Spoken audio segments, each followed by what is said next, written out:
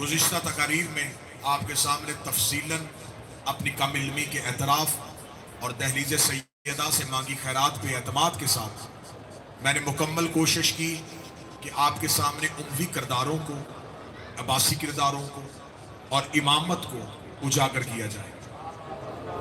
اگر ہم تاریخ میں تھوڑا پیچھے جائیں تو رسول کے دادا حضرت عبد مناف، متوجہ میری جانب رہی ہے، یہ شجرہ رسول، یہ رسول کا، کیونکہ خدا نے قرآن میں دو شجروں کا ذکر کیا، ایک شجرہ خبیثہ اور ایک شجرہ طیبہ، اور یہ ضروری ہے کہ اگر شجرہ طیبہ ہے تو پھر شجرہ خبیثہ بھی ہے۔ شجرہ طیبہ کی خدا نے وضاحت کی ہے کہ اس کی اصل توحید کے ساتھ ملی ہوئی ہے، اس کی شاخیں آسمان تک جا رہی ہیں۔ تمام مفسرین نے لکھا کہ شجرہ طیبہ سے مراد یہ اہل بیت ہے، یہ آئمہ اطہار ہے۔ اگر شجرہ طیبہ یہ ہے تو پھر اس کا مطلب ہے کہ شجرہ خبیثہ بھی وہ ہوگا جو ہر دور میں ہر دور کے امام کے سامنے آیا ہوگا۔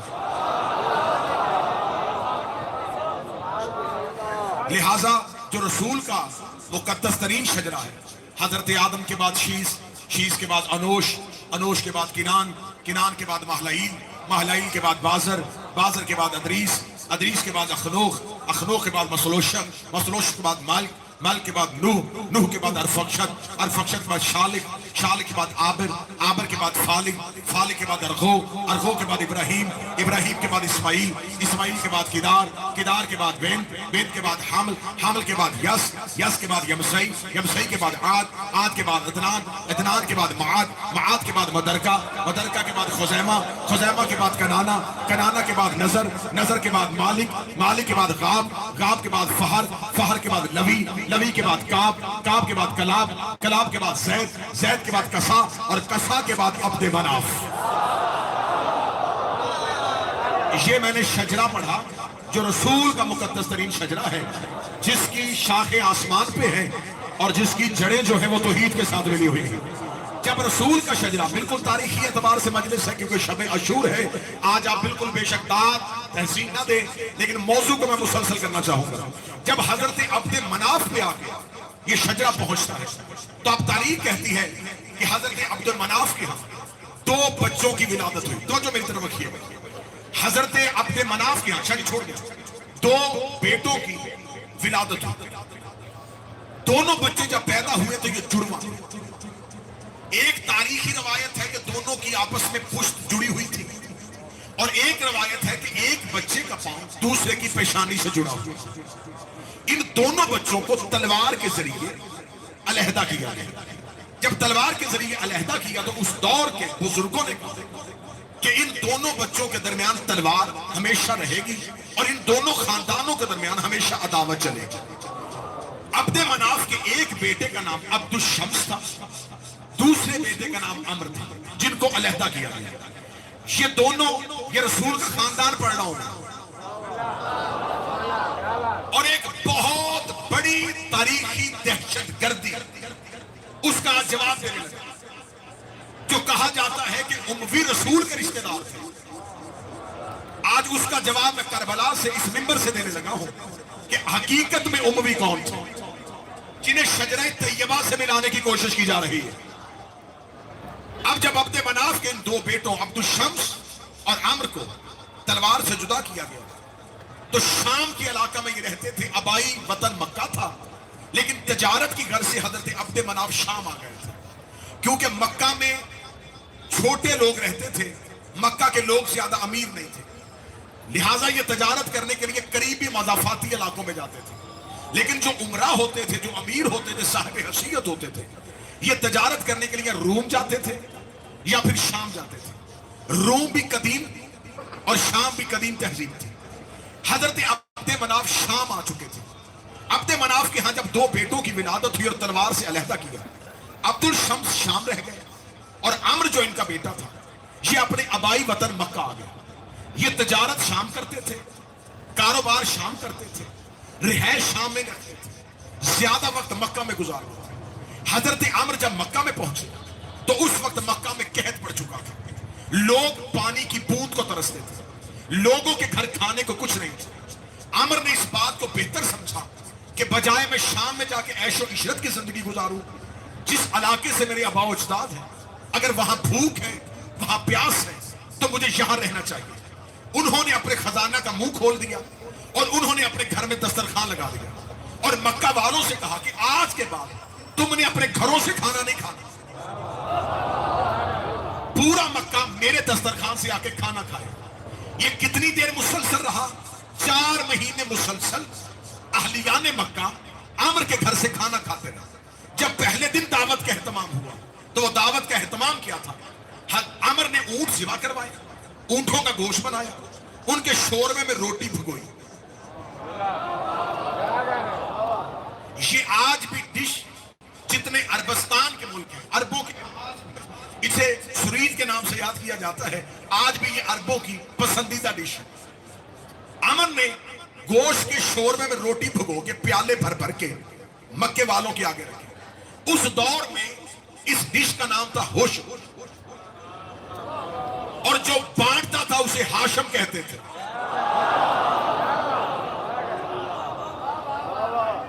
اب یہ جو حضرت ہاشم رسول کے دادا تھے، ان کا نام ہاشم نہیں تھا، ان کی صفت ہاشم تھی۔ ہاشم کہتے ہیں ہوش میں کھلانے والا، شوربے میں بھگوئی روٹی کھلانے والا۔ اور یہ صفت ان میں ایسی آئی کہ سارے سخی بھی ہوئے اور سارے ہاشمی بھی ہوئے۔ ان کی سخاوت اس ہاشم کی وجہ سے۔ اب بات کو آپ نے تاریخی اعتبار سے سنا۔ عبد الشمس شام رہ چکے تھے، عامر مکہ آئے۔ اب عبد الشمس جو بڑے بھائی تھے، ان کا جوانی میں انتقال ہو گیا۔ تاریخی روایات ہے 30 یا 40 سال کی عمر کے درمیان ان کا انتقال ہو گیا۔ ان کی اولاد نہیں تھی، انہوں نے غلام پالا ہوا تھا۔ وہ غلام آخری وقت تک ان کی خدمت کرتا رہا، کیونکہ چھوٹا بھائی مکہ میں رہتا تھا۔ تو عبد الشمس اپنے تجارتی تمام امور اپنے غلام کے حوالے کیے کہ جب تک میرا بھائی واپس نہ آئے، اگر میں مر جاؤں تو میرے تجارتی امور کو تم نے اپنی زیر نگرانی کرنا۔ جس غلام کو انہوں نے پالا تھا، اس غلام کا نام تھا امیہ۔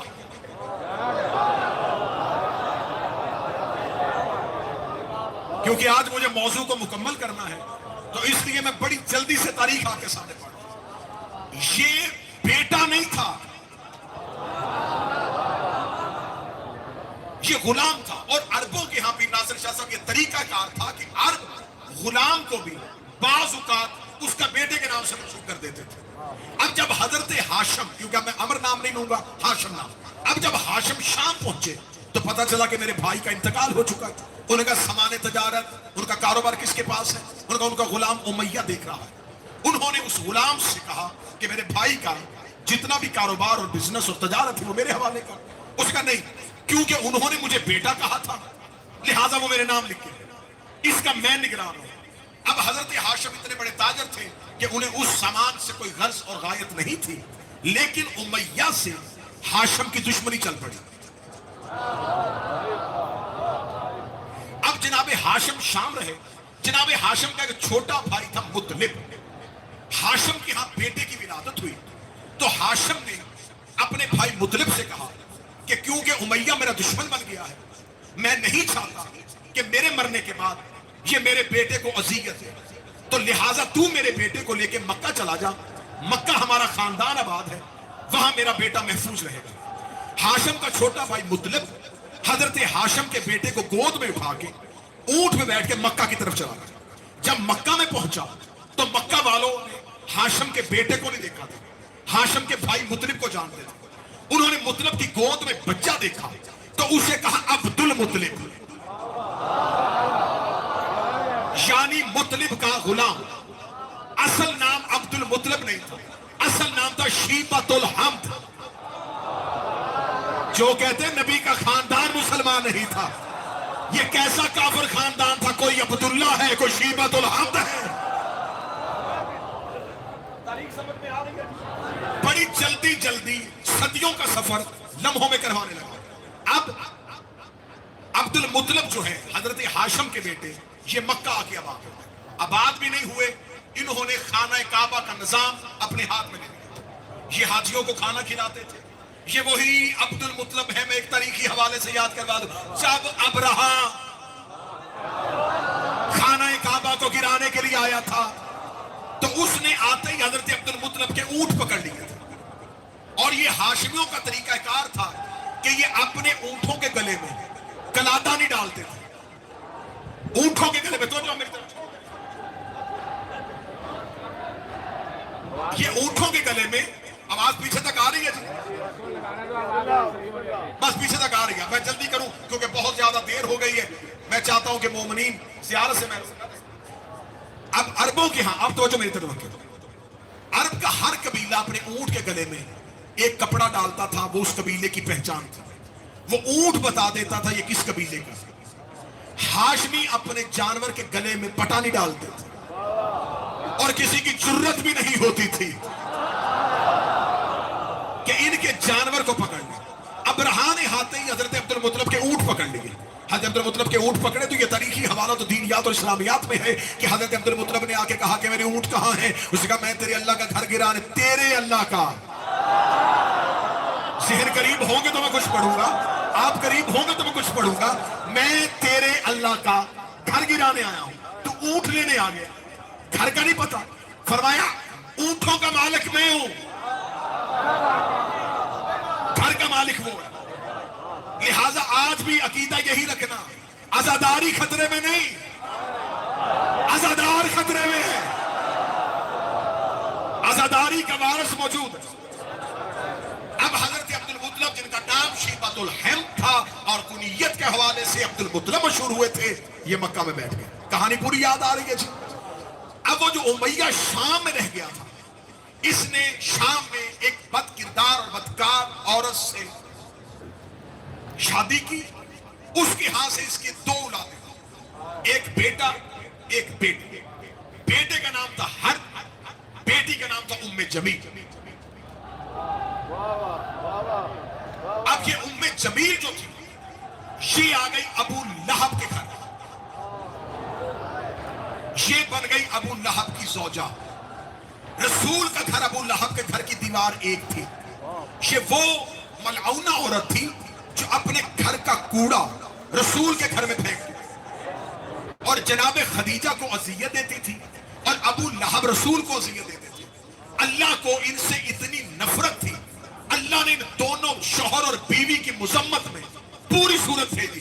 तब्बत यदा अबी लहब व तब, ए अबू लहब तेरे हाथ टूट जाए।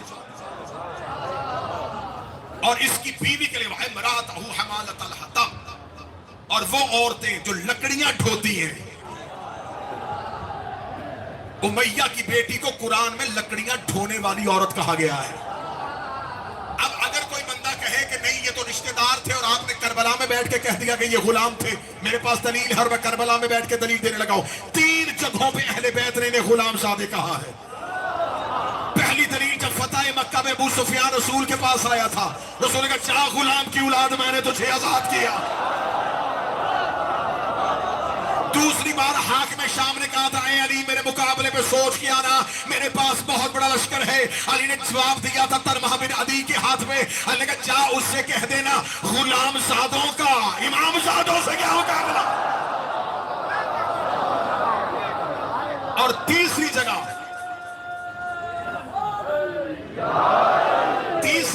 सैयदा आलिया ने दमिश्क के दरबार में खड़े हो यजीद से कहा था यब्न अब्दुल का, और हमारे आजाद करता गुलाम के बेटे। तो ये मेरे पास 3 दलीलें हैं कि अगर ये खूनी रिश्तेदार होते तो न रसूल गुलामज़ादा कहता, न अली गुलामज़ादा कहता, न शहजादी गुलामज़ादा कहती। ये हाशमियों के रिश्तेदार नहीं थे, ये नस्ल उमैया में से थे। बात यहां तक पहुंच गई थी आपके ज़हन में। अब उमैया की नस्ल से मैंने आपकी हाकिम शाम तक तारीख आपको पूरी सुना दी। हाकिम शाम आया, हाकिम शाम के बाद यजीद आया। 3 साल 4 माह यजीद की हुकूमत का दौर रहा। यजीद के बाद अब तख्त पे कौन आ गया? मरवान बिन हकम, जिसको रसूल ने बाप समेत मदीने से निकाला था। मरवान बिन हकम के बाद इसका बेटा अब्दुल मल्क बिन मरवान आ गया। अब्दुल मल्क बिन मरवान के बाद वलीद बिन अब्दुल मल्क, ولید بن عبد الملک کے بعد ہشام بن عبد الملک، ہشام بن عبد الملک کے بعد سلمان بن عبد الملک، سلمان بن عبد الملک کے بعد یزید بن عبد الملک، یزید بن عبد الملک کے بعد عمر ابن عبد العزیز آیا جس نے فدق اولاد فاطمہ کو واپس کیا تھا۔ ہم صرف گندے کردار نہیں بتائیں گے، اگر کسی نے اچھا بھی کیا ہے، اس نے فدق اولاد محمد کو واپس کیا۔ عمر بن عبد العزیز کا دور جاتا ہے، عمر بن عبد العزیز کے دور کے بعد منصور دوانکی آ جاتا ہے، منصور دوانکی کے بعد ہارون رشید آ جاتا ہے، ہارون رشید کے بعد مامون رشید آ جاتا ہے، مامون رشید کے بعد مہدی عباسی آ جاتا ہے، مہدی عباسی کے بعد ہادی عباسی آ جاتا ہے، پھر معتصم باللہ آ جاتا ہے، پھر محتسب باللہ آ جاتا ہے، پھر موثق باللہ آ جاتا ہے، پھر متوکل آ جاتا ہے، پھر معتمد آ جاتا ہے۔ ادھر خلافت کہاں سے چلی اور کہاں گیا گئی؟ ادھر عبد مناف کے بعد عبد المطلب آ جاتا ہے، عبد المطلب کے بعد عبداللہ آ جاتا ہے، عبداللہ کے ساتھ ابو طالب آ جاتا ہے، عبداللہ سے محمد آ جاتا ہے، ابو طالب سے علی آ جاتا ہے، ابو طالب کا بیٹا ہوتا ہے، محمد کی بیٹی ہوتی ہے، دونوں کی آپس میں شادی ہوتی ہے، ادھر سے حسن آ گیا، ادھر سے حسین آ گیا، ادھر سے سجاد آ گئے، ادھر سے باقر آ گئے،